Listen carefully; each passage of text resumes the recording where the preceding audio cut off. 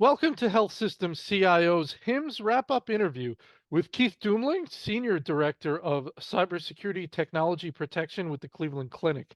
I'm Anthony Guerra, Founder and Editor-in-Chief. Keith, thanks for joining me. Yep, absolutely. Great to be here, Anthony. Thank you for the opportunity.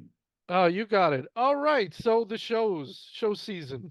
Um, Although I do hear people now talking a little bit about Becker's, not that that's some hidden unknown conference, but um, that's another one I guess we can bring up. But Yep.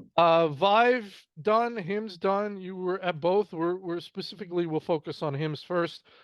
What were your impressions? Give me a little background on how many HIMSS you've been to, if you were a regular attendee pre-pandemic, when you came back, if this was your first year back or if you'd been going back. Just interested in your feeling of the show versus past shows. Well, I appreciate the question. Yes, I'm recovering from attending both conferences. Both great experiences, but as you can imagine, whirlwind experience. To your questions, I think without showing exactly my age, I've probably been to at least 10 of the HIMSS conferences, probably. Well, like most people, the vast majority pre-COVID, in that time before the world flipped over. I think about 8 of those, and then I've been to at least 2 since COVID started, but it's kind of hard to define what is COVID and what's not. And definitely seen the conference evolve over those years, especially with, COVID being a major point of evolution for pretty much everything in society. Hmm. And your thoughts, like, what was your experience this year? Do you think this is on the upswing? This is on the downswing? Just any impressions on how the conference is trending? No, I think HIMSS is definitely on the upswing, in my opinion. It has a very expansive program, so you really have to be strategic in how you approach it because it's good. It can be overwhelming if you're not very intentional. And I think very early on in my career, I didn't necessarily approach it with that understanding, and it was easy to get overwhelmed. And but I definitely see a lot of the excitement, the participation that I've seen in years past, and HIMSS continues to be a really valuable experience for the entirety of the healthcare technology industry. Do you have any sense, having gone to both conferences, we all know anyone who's going to listen to this probably understands sort of the evolution, and I'll give them a quick overview. Um, 2020 HIMSS is canceled.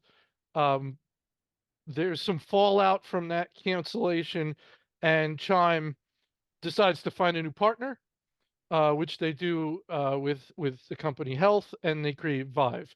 They put it in the ground 2 weeks away from HIMSS, as if to say, "Hey, we're going to play right here too." There's 1 week between the shows. You went to both. I don't imagine. You've got, again, Chime is over with Vive. You've got sort of you're not a CIO. You're a cyber guy. Um, the CIOs are really with Chime.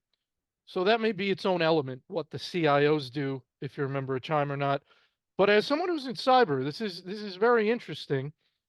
Um, your thoughts on the comparison between the shows, specifically from your point of view, perhaps as someone in cyber. So I think both shows offer a lot of opportunities from a cyber standpoint. Vive offers that opportunity to work really closely and collaborate and have discussions with CIOs and other technology leaders. Whereas HIMSS gives you that plus an opportunity to be exposed to a lot of different healthcare disciplines outside of technology. So, the institutes, the caregivers that are right there in the field providing healthcare, they're there, and you're able to see what they're facing, what direction it's healthcare is going to involve in. And I think coming into this, I was trying to think of how an analogy that would be simple to kind of compare the two. And I came up with Vive felt like the holidays with your immediate family, where you were focused on those intimate connections and opportunities to really reminisce. And HIMSS felt like holidays with the entire extended family. Great to see everyone, catching up with people you've not seen before, learning about, those changes that have happened. So both very valuable experiences, both challenging, in different ways. I will say that the proximity of the two conferences together can be somewhat challenging for individuals, both from a logistics and a cost standpoint. And, I'm sure that they're both conferences are receiving feedback that, might help in some way for future instances. You mentioned the caregivers at HIMSS, and when I was preparing for the conference, I went through the entire speakers list in terms of those who were from healthcare provider organizations. Those are the only people I'm talking about right now. There were a tremendous amount of clinical folks, CMIOs, and those type of folks at HIMSS that were going to speak at HIMSS. You mentioned caregivers. Is that what you mean? Like clinical type folks? There were a lot of them at HIMSS, whereas Yeah, maybe not that's so what I much at mean. Vive. Yeah, you have individuals in those other disciplines, the CMIOs, the chief nursing officers, those individuals are, I think were a little bit more prevalent at HIMSS than what I saw at Vive, just like you saw when you analyzed the attendee list. And cyber, you felt they both had good cyber representation? I think they both had good cyber Uh-huh. representation. I think one of the challenges that cyber at any type of multidisciplinary conference is facing, just like technology did probably 20 years ago, is how do you not get put over in the side? And that's the place where cyber people gather and everybody else goes over here for their other things. And I think both conferences have made a lot of strides over the years to integrate it, but there's still, work to be done. Again, it goes back to that classic: get out of the comfort zone of technology and get into the conversations with the business, speaking to business. And I know that's kind of a cliche term, but it really is something that we have to continue figuring out. How do we um, obtain that relevancy and retain that relevancy in those conversations? So your point about being put off to the side, I'm not going to use the individual's name, but a very well respected cyber leader told me that he felt that was what happened. He was not happy um, with some of the dynamics, some of the sort of the positioning, physical positioning of certain sort of cyber centers and cyber stages, and he felt it was again put off to the side. Go over there and do your cyber thing. Um, and so you kind of touched on that as well. I mean, any more on that? Is I don't know. I mean, I guess that's messaging. Maybe the messaging. What do you want the messaging back to the conference organizers to be?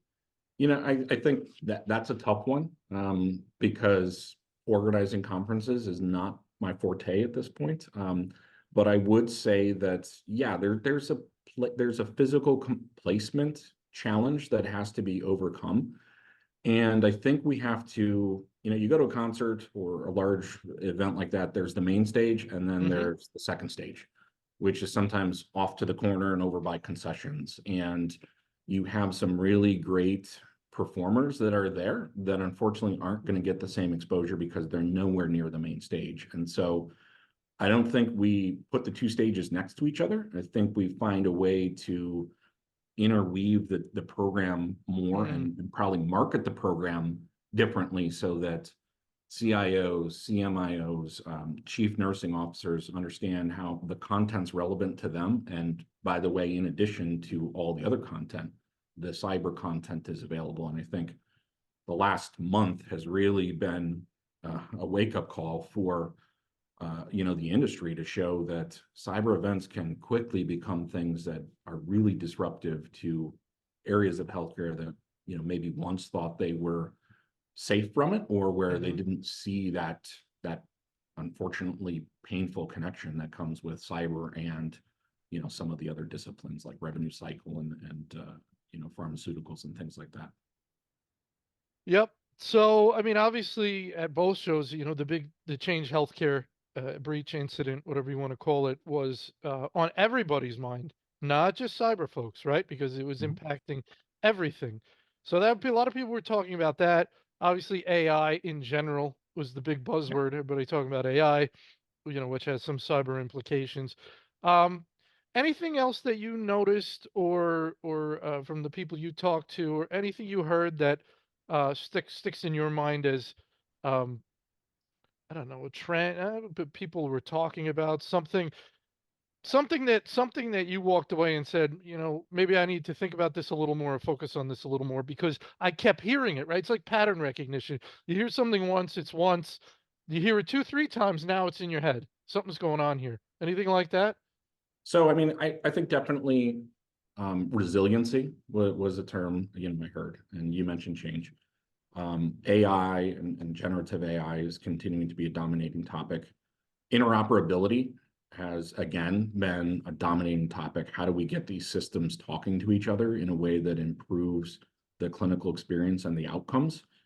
And I think we've heard this one a lot, but I've seen it a lot more in the last couple of years, and I attribute it to COVID, innovation and accelerating how we use technology to really change how we define healthcare.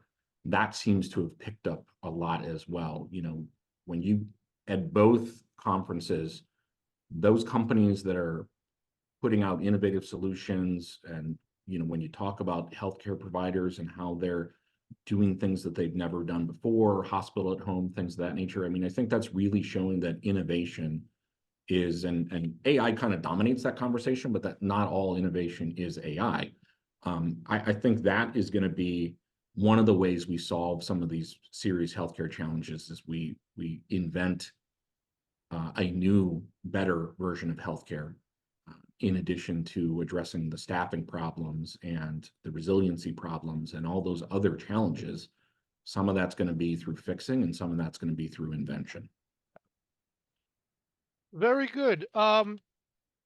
Did you feel this is an interesting conversation I had yesterday with someone again for this sort of post HIMSS thing I'm working on. As an executive, there's this concept of um, safe spaces, and I don't mean that in a sort of the common political way that people can talk about safe spaces. Let's I keep mean, politics out of this. yeah, definitely. I mean, safe spaces for provider IT executives, you know, 90% of the people at the show are there to sell. 10% are potential buyers. You'll be one of those. There's a concept, there's the idea dynamic where, and it makes sense. If you're going to have a conference, you're going to have folks like yourself there. You don't want them to feel attacked. You don't want them to feel completely overwhelmed. There's this, again, could be a safe space concept there where there's certain places you can go that people can't get to you. Um, with either show or both shows, did you feel comfortable at both or either? Do you feel like one did better than the other? And it's also something you can overdo. You can overdo it to the point where you start really diminishing the value of your sponsors and exhibitors.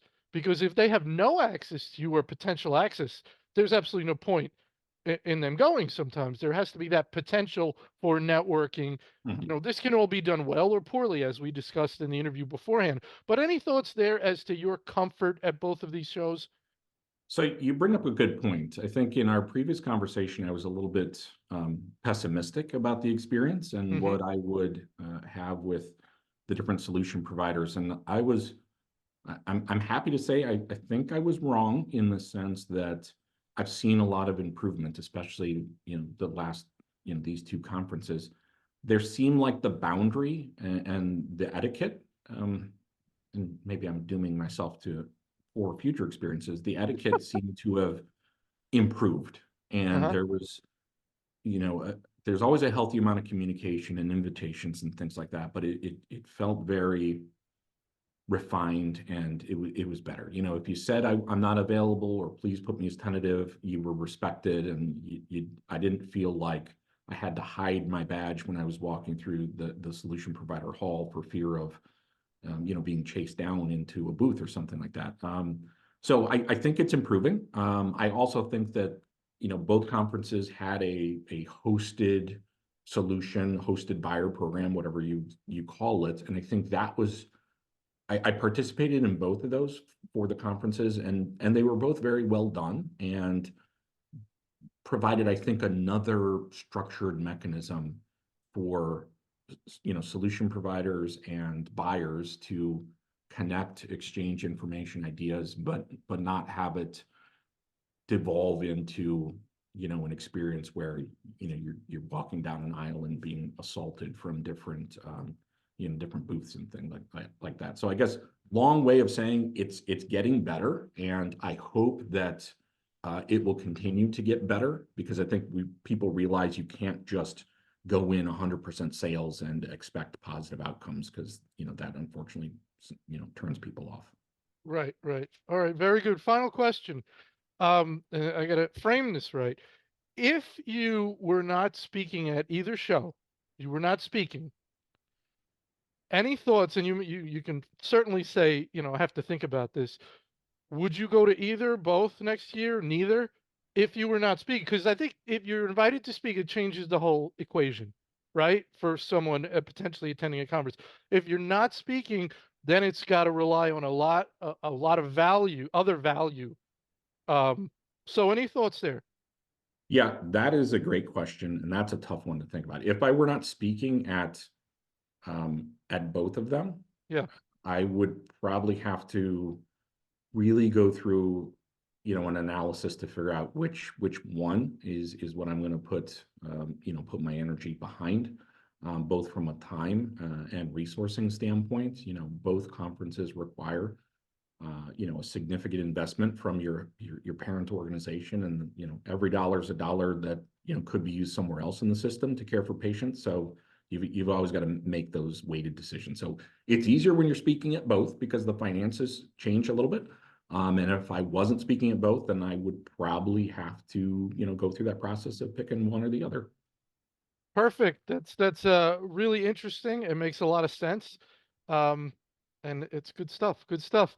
Keith, fantastic. Enjoyed this very much. And we will see how the conference world evolves. So thank you. Sounds good. Thank you. Great catching up.